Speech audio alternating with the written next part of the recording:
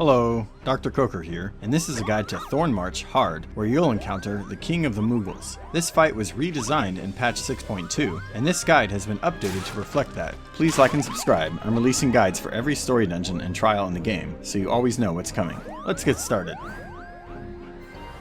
There are two phases to this fight. In the first phase, you will fight your way through all the smaller Moogles first. It begins with Whiskerwall, who does a simple circular AoE. Just step out of the marker. Once he is defeated, you will see Woolywort and Ruffletuft. Ruffletuft will repeatedly cast large conal AoEs, while Woolywort will place spread apart markers on all players. Just stay out of the large orange cone, you will have a decent amount of time to move. As for the spread apart markers, everyone will take damage, but just separate from everyone else to avoid overlapping damage. Once these two are down, you will encounter Pooxie Pico and Furryfoot. Pooxie Pico also does a large conal AoE with a marker. Again, just step out of it. Furryfoot will cast Palm Holy, which deals light damage to all players and forces a few random players to dance for a few seconds.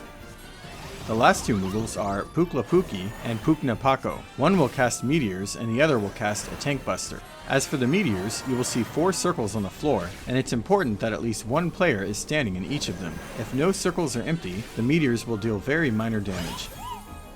As for the tank buster, the tank will see a big red marker, and they should use mitigation and heal through it.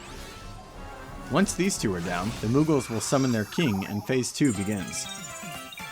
For phase 2, you will only attack the king. The adds will come and go, but they will never be targetable. Phase 2 begins with Memento Moogle, where the king deals moderate damage to all players. After this, he will cast the Good King's Decree. The first decree will bring in adds that spawn a poison circle and a stack marker. Just avoid the poison and stack to share the damage.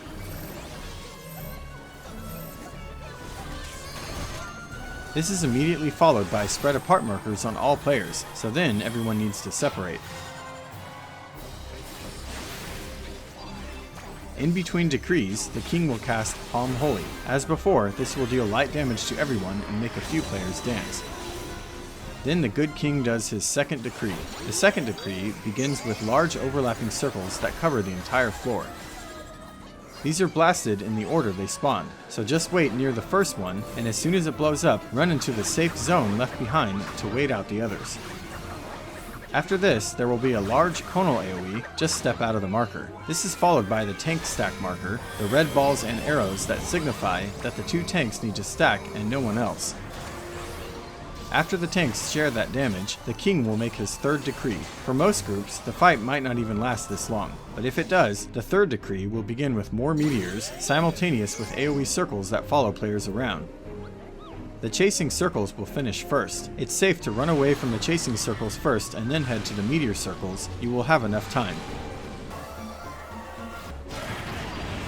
After this is done, there will be a large circle at the center, followed by a donut AoE that covers the rest of the floor. These will go off in the order they appeared as well, so just run to the center as soon as the center one goes off and wait out the edge one.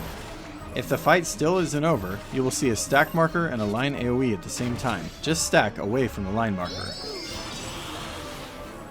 And that's it for the Good King Moggle Mog XII at Thornmarch, updated for patch 6.2. Enjoy, good luck, and see you next time.